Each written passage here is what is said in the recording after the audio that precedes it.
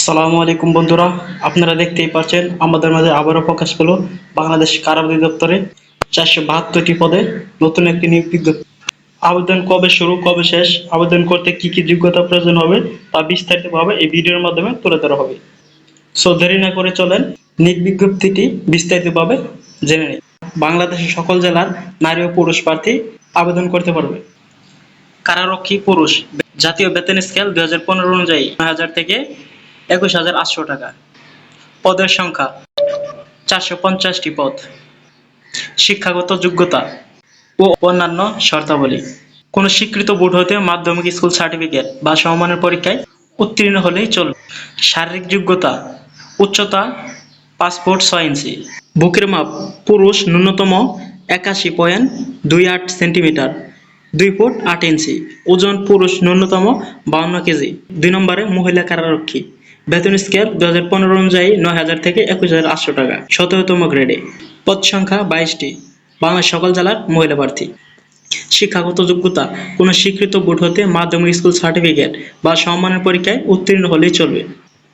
ন্যূনতম শারীরিক যোগ্যতা, উচ্চতা ন্যূনতম 5 ফুট 2 ইঞ্চি। বুকের মাপ মহিলা ন্যূনতম 2 ফুট 6.24 ইঞ্চি। ওজন মহিলা ন্যূনতম 45 কেজি। মোট জনবল 472টি।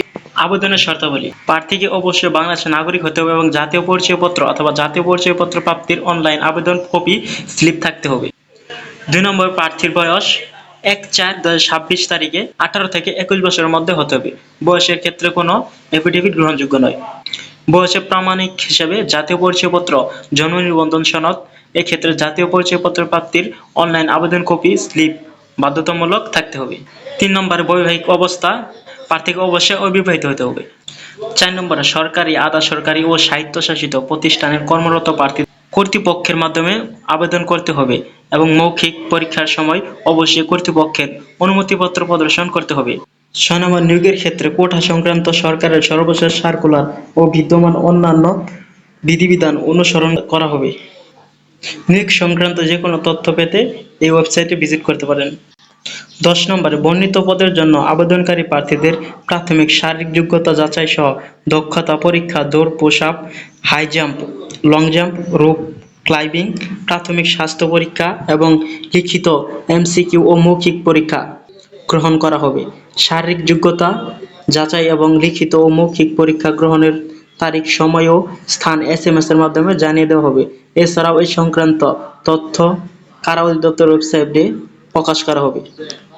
11 নম্বর, কেবলমাত্র প্রাথমিক শারীরিক যোগ্যতা, দৌড়, push up, long jump, high jump, rope climbing যাচাই পরীক্ষা উত্তীর্ণ প্রার্থীদের লিখিত MCQ পরীক্ষা এবং লিখিত MCQ পরীক্ষা উত্তীর্ণ প্রার্থীদের মৌখিক পরীক্ষায় অংশগ্রহণ করতে পারবে।